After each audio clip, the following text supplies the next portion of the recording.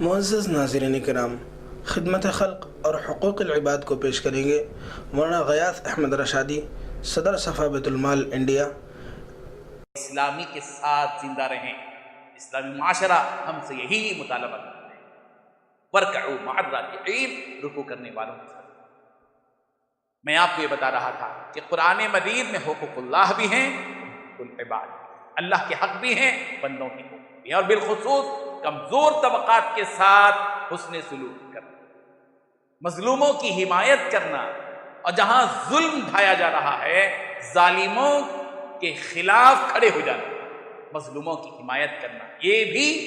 قرآن مجید میں اس کے بھی اشارے ملتے ہیں۔ آپ سورہ بقرہ کی آیت نمبر 49 پڑھیں، 49۔ اللہ تبارک و تعالیٰ فرما رہے ہیں وَإِذْ نَجَّيْنَاكُمْ مِنْ آلِ فِرْعَوْنَ يَسُومُونَكُمْ سُوءَ الْعَذَابِ يُذَبِّحُونَ أَبْنَاءَكُمْ وَيَسْتَحْيُونَ نِسَاءَكُمْ۔ اس آیت کے پیچھے ایک طویل واقعہ ہے، تاریخ۔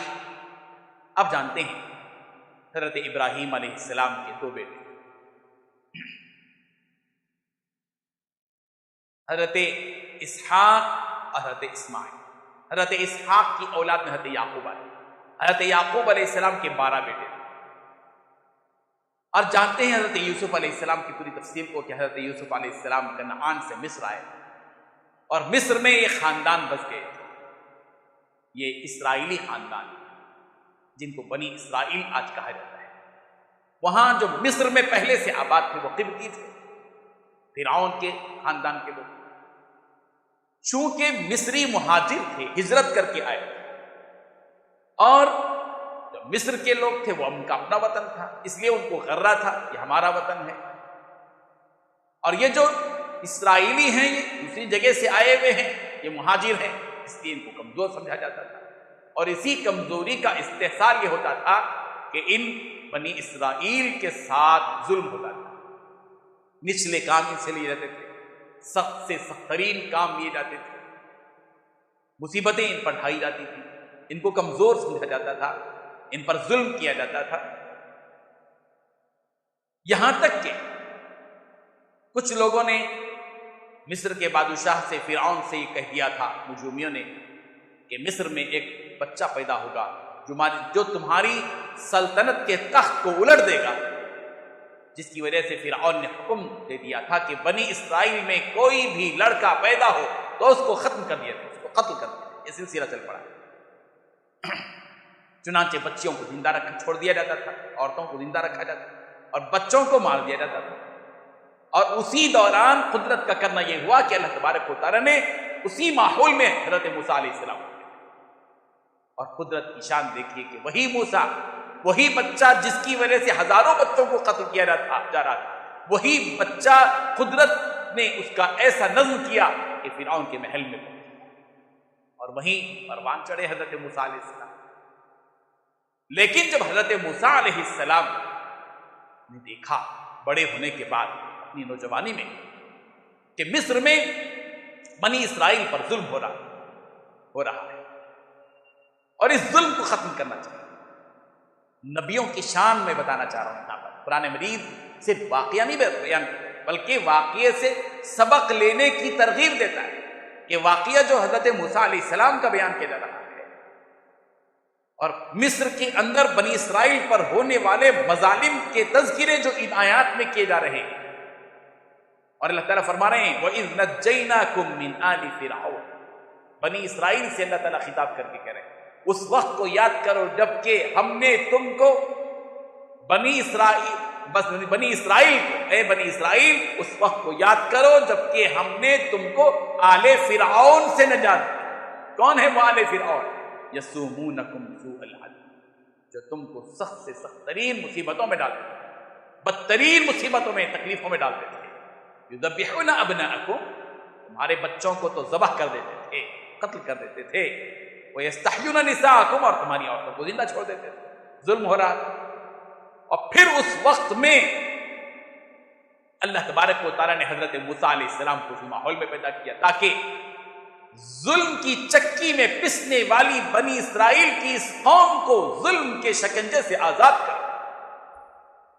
وقت کے نبی کو اللہ تبارک و تعالیٰ نے حکم دیا کہ اب جاؤ کہ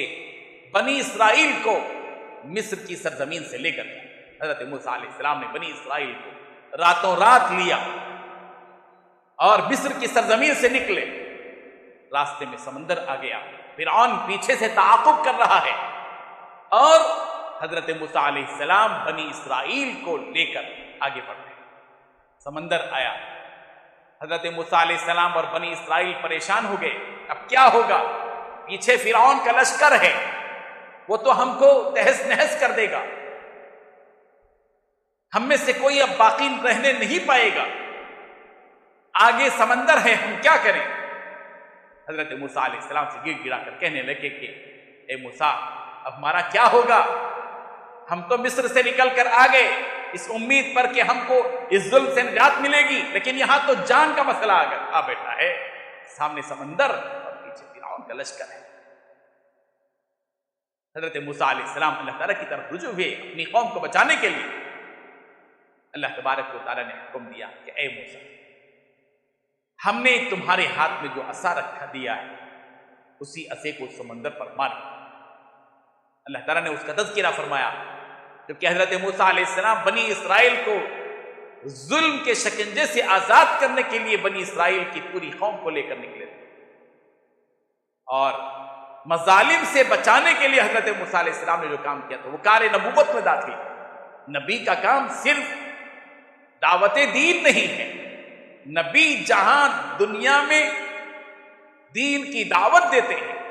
اس دین کی دعوت کے ساتھ ساتھ جس قوم کو دین کی دعوت دیتے ہیں اس قوم کو ظلم سے بچاتے بھی ہیں، اس قوم کی خدمت کرتے ہیں، اس قوم کے ساتھ حسن سلوک کرتے ہیں، اس قوم کے ساتھ ہمدردی کرتے ہیں، اس قوم کو محبت کی نگاہ سے دیکھتے ہیں، اس قوم کو اپنے خاندان کے فرد سے زیادہ محبت کرتے ہیں۔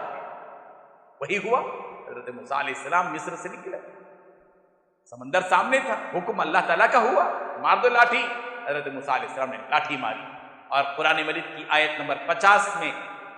اس واقعے کو تفصیل کے ساتھ بیان کیا گیا۔ وَإِذْ فَرَقْنَا بِكُمُ الْبَحْرَ، اے بنی اسرائیل اس وقت کو یاد کرو جبکہ ہم نے سمندر میں تمہارے لیے راستے بنا دیے،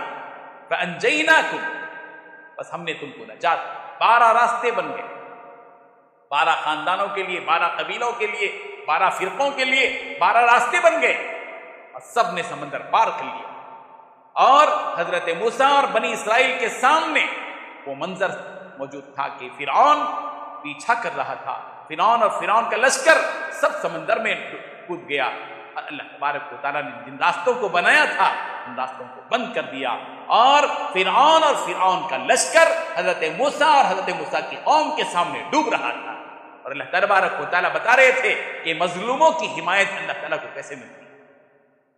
اللہ تبارک و تعالیٰ کے پاس دیر ہے اندھیر نہیں، اللہ تعالیٰ دیکھتے ہی رہتے ہیں کہ ظالم کب تک ظلم کرتا رہے گا، اور مظلوم کی حمایت کے لیے جب کھڑے ہو جاتے ہیں تو پھر ظالم اس صفحہ ہستی سے مٹا دیا جاتا ہے۔ وَأَغْرَقْنَا آلَ فِرْعَوْنَ وَأَنْتُمْ تَنْظُرُونَ، اور ہم نے آل فرعون کو غرق کر دیا اور تم دیکھ رہے تھے اس حقیقت کو۔ اس واقعے سے سبق یہ حاصل کرنا ہے کہ جیسے کہ میں نے بتایا قرآن مجید میں خدمت خلق کی واضح علامتیں بتا دی گئی، مثالوں سے سمجھایا گیا ہے، واقعات سے سمجھایا گیا ہے، آیات سے سمجھایا گیا، اصول اور ضوابط بتا دیے گئے ہیں۔ یہاں اللہ تبارک و تعالیٰ حضرت موسیٰ علیہ السلام کے واقعے کو بتا رہے تو واقعہ برائے واقعہ نہیں ہے، واقعہ برائے حصول عبرت، سبق آموز ہے واقعہ، عبرت حاصل کرنا ہے اس سے کہ ظالم کو اللہ تبارک و تعالیٰ کس طرح اس دنیا کے اندر تباہ و تاراج کرتے ہیں اور مظلوم کی اللہ تبارک و تعالیٰ کس قدر حمایت کرتے ہیں، اور مظلوم کے قریب ہوتے ہیں اللہ، ظالم کے قریب نہیں ہوتے۔ اس حقیقت کو ذہن میں رکھنا چاہیے کہ کبھی ظاہری احوال میں جب ہم دیکھتے ہیں ظالم حد سے زیادہ بڑھ رہا ہے اور مظلوم بالکل پیچھے ہٹا ہوا ہے، وہ نا امیدی کی طرف بڑھ رہا ہے، بظاہر ایسے محسوس ہوتا ہے کہ مظلوم کے ساتھ کوئی نہیں ہے، لیکن اس حقیقت کو ذہن میں رکھیں کہ مظلوم کے ساتھ دنیا کا کوئی شخص نہیں ہوگا، لیکن زمین اور آسمان کا خالق اس کے ساتھ، وہ مالک ہے، رب ذوالجلال ہے جو مظلوم کے ساتھ ہوتے ہیں۔ اور اللہ تبارک و تعالیٰ نے فرمایا، حدیث قدسی ہے، فرمایا سرکار نے، اللہ تعالیٰ فرماتے ہیں انا عند منکسرۃ القلوب، میں ٹوٹے دلوں کے پاس ملتا ہوں۔ اللہ تعالیٰ جن کے دل ٹوٹے ہوئے ہوتے ہیں وہاں اللہ ملتے ہیں، بیماروں کے پاس اللہ تعالیٰ ملتے ہیں، بھوکوں کے پاس اللہ ملتے ہیں، پیاسوں کے پاس اللہ ملتے ہیں، پریشانی کے عالم میں ڈوبے ہوئے لوگوں کے پاس جن کا دل شکستہ ہوتا ہے، ٹوٹا ہوا ہوتا ہے، وہاں اللہ تبارک و تعالیٰ ملتے ہیں، یتیموں کے پاس، بیواؤں کے پاس۔ یہ رب ذوالجلال کی محبت ہے، اس کی رحمت ہے کہ وہ کمزور لوگوں کے پاس ہوتے ہیں۔ اور یہاں اس حقیقت کو ذہن میں رکھنا ہے سامعین کہ جس طرح حضرت موسیٰ علیہ السلام نے پوری قوم کو فرعون جیسے ظالم اور گھمنڈی کے ظلم کے شکنجے سے بچایا تھا اور بتلایا تھا آنے والی قوموں کو کہ نبیوں کا کام یہ بھی ہوتا ہے، وہیں آج بھی مسلمانوں کو چاہیے جہاں کہیں ظلم ہو رہا ہو اس ظلم کو ختم کرنے کی کوششیں اپنی طاقت کے بقدر ہونا چاہیے۔ مظلوم کی حمایت سے جی چرانا اور مظلوم کی حمایت میں منہ بند رکھنا کمال نہیں ہے، یہ شرافت نہیں ہے۔ شرافت یہ نہیں کہ آپ وہاں پر چپ سادھ لیں، خاموش ہو جائیں، نہیں، شرافت یہ کہ ظالم کو ظلم سے روکنے کی کوشش کی جائے اور مظلوم کی حمایت کی جائے۔ میں آپ کو یہ بتا رہا تھا کہ قرآن مجید نے حقوق اللہ کے ساتھ حقوق العباد، کمزور مخلوق کی امداد کے تعلق سے کس طرح اشارے کیے، اور بھی دیکھیں قرآن مجید کی آیت نمبر سورہ بقرہ کی آیت نمبر 60 میں ہوئی وَإِذِ اسْتَسْقَىٰ مُوسَىٰ لِقَوْمِهِ فَقُلْ نَضْرِبْ بِعَصَاكَ الْحَجَرَ فَانْفَجَرَتْ مِنْهُ اثْنَتَا عَشْرَةَ عَيْنًا قَدْ عَلِمَ كُلُّ أُنَاسٍ مَشْرَبَهُمْ۔ پیاسوں کو پانی پلانا یہ بھی بڑا کام، یہ بھی خدمت خلق میں داخل، یہ بھی نبیوں نے کام کیا ہے۔ حضرت موسیٰ علیہ السلام بنی اسرائیل کو لے کر مصر سے نکل گئے، سمندر پار کر لی، صحرا میں ہیں، پانی کی شدید ضرورت بنی اسرائیل کو محسوس ہوئی۔ بنی اسرائیل کہنے لگے کہ موسیٰ ہم تو ایک ایسی جگہ پر ہیں جہاں پانی کا کوئی نظم نہیں، ہم پیاسے ہیں، آپ اپنے پروردگار سے ہمارے لیے دعا کیجیے کہ وہ ہمارے لیے پانی کا کوئی نظم کر دے۔ ظاہری اعتبار سے کوئی وہاں پر ایسی صورت نہیں کہ پانی مل سکے، بور ویل کا تو زمانہ نہیں تھا، وہاں کوئی کنواں بھی نہیں تھا، لیکن کس طرح نظم ہوتا ہے، اللہ اکبر۔ رب ذوالجلال چاہے تو پتھروں میں چشمے کو۔ قوم نے کہا، حضرت موسیٰ علیہ السلام نے یہ نہیں کہا جواب میں کہ میرا یہ کام نہیں ہے بھائی، میرا کام تو تم کو ہدایت کی طرف لانا تھا، دین کی دعوت دینا تھا، میں نے دے دیا، میرا کام ہو گیا، پانی کی ضرورت ہے تو اللہ سے تم مانگ لو۔ نہیں، حضرت موسیٰ علیہ السلام چونکہ ذمہ دار تھے، مذہبی قائد تھے، نبی تھے، ان کی دین کی جہاں فکر کی وہاں معاش کی بھی فکر کی۔ اور پھر حضرت موسیٰ علیہ السلام سے جب انہوں نے مانگا اور پھر حضرت موسیٰ نے کیا کیا، سورہ بقرہ کی آیت نمبر 60 میں اللہ تبارک و تعالیٰ نے فرمایا وَإِذِ اسْتَسْقَىٰ مُوسَىٰ لِقَوْمِهِ فَقُلْ نَضْرِبْ بِعَصَاكَ الْحَجَرَ، اور جبکہ حضرت موسیٰ علیہ السلام سے ان کی قوموں نے، جبکہ حضرت موسیٰ علیہ السلام نے اپنی قوم کے لیے اللہ تبارک و تعالیٰ سے پانی مانگا، فَقُلْنَا، بس ہم نے کہا حضرت موسیٰ علیہ السلام سے اضرب بعصاک الحجر، اے موسیٰ تم اپنے اس عصے کو پتھر پر مارو۔ وہی عصا سمندر پر مارا جا رہا ہے تو 12 راستے، اور وہی عصا ایک پتھر پر مارا جا رہا ہے تو 12 چشمے پھوٹ جاتے ہیں۔ اللہ اکبر۔ فانفجرت منہ اثنتا عشرۃ عینا، اسی ایک پتھر سے 12 چشمے پھوٹ گئے،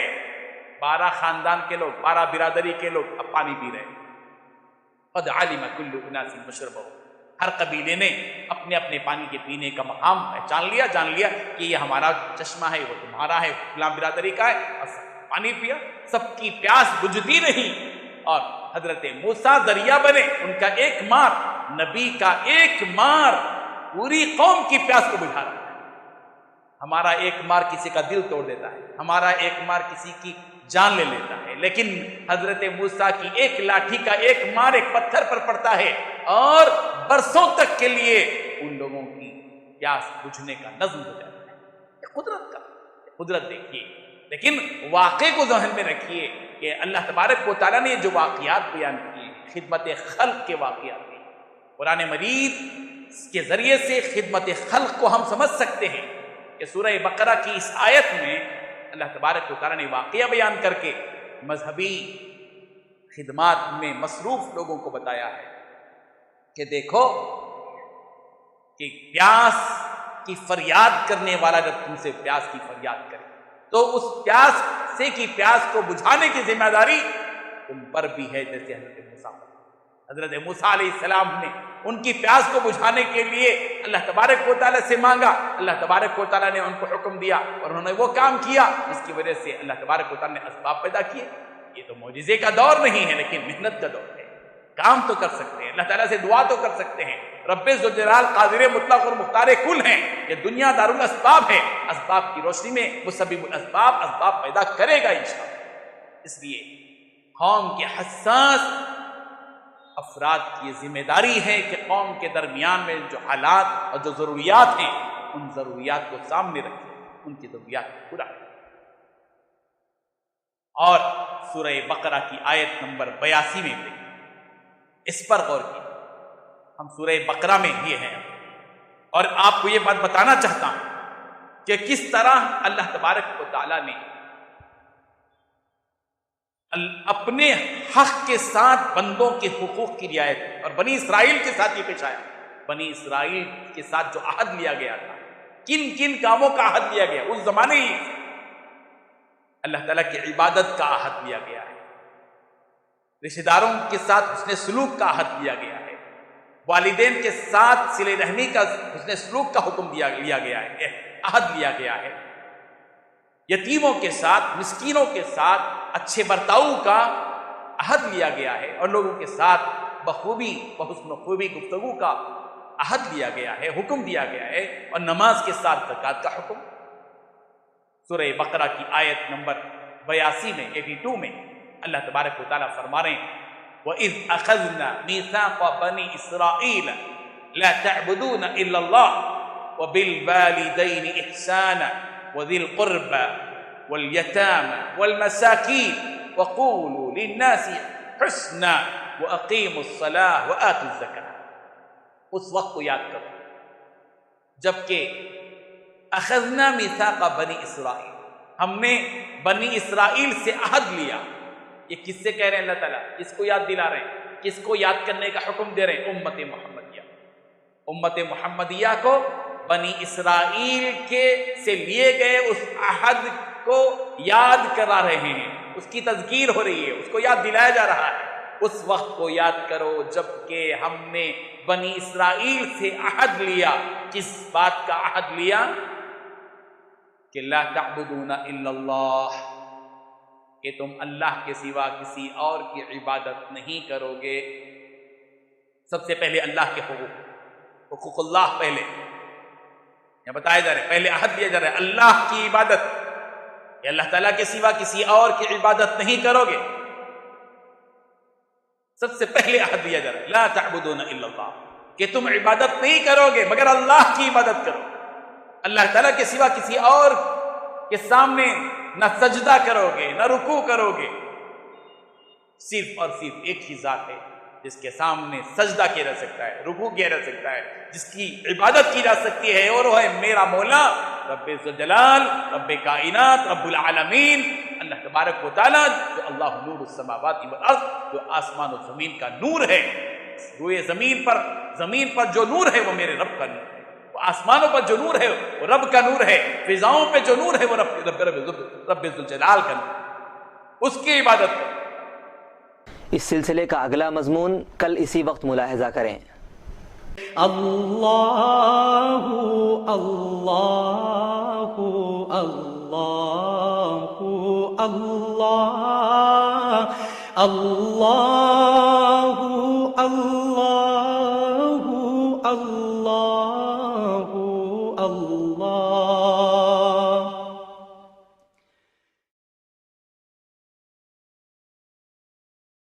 السلام علیکم ورحمۃ اللہ وبرکاتہ. صفا بیت المال educational welfare and charitable trust registered کے زیر اہتمام مختلف فلاحی اور رفاہی خدمات الحمدللہ جاری ہیں. گزشتہ 7 سال سے یہ ادارہ اپنی خدمات جاری رکھے ہوئے ہے. موسمی خدمات میں ماہ رمضان مبارک کے موقع پر غریب روزے داروں میں رمضان راشن تقسیم کا ایک بڑا نظام چلتا ہے. حیدرآباد کے علاوہ صفا بیت المال کے جہاں جہاں شاخیں 8 ریاستوں میں قائم ہیں اور 50 سے زیادہ شاخیں ہیں، وہاں رمضان مبارک راشن الحمدللہ وہاں بھی تقسیم ہو رہا ہے. اور حیدرآباد میں ہر سال 2000 غریب گھرانوں تک رمضان راشن تقسیم ہوتا ہے. تقسیم سے پہلے ایک بڑا نظام ہے اس کا. ماہ شعبان کی 15 تاریخ کو 14-15 تاریخ کو ایک پروگرام ہوتا ہے جس میں نمائندوں کو بلایا جاتا ہے، اور جو حیدرآباد کے 60 سے زائد غریب محلوں میں ہمارے نمائندے ہیں ان نمائندوں کو مدعو کیا جاتا ہے اور ان ہر نمائندے کو 20-25 ٹوکن دیے جاتے ہیں. وہ لوگ اپنے اپنے غریب محلوں میں غریب روزے داروں کی نشان کو کیا سروے کر کے ان کو وہ ٹوکن دے دیتے ہیں، اور شعبان کی 25, 26, 27, 28, 29 یہ 5-6 دنوں میں مختلف 5-6 زون بنا کر ان شادی خانوں میں لوگوں کو بلا کر باقاعدہ راشن تقسیم ہوتا ہے ایک منظم انداز میں. 20 کلو سونا مسوری چاول، 1 کلو شکر، 1 کلو تیل،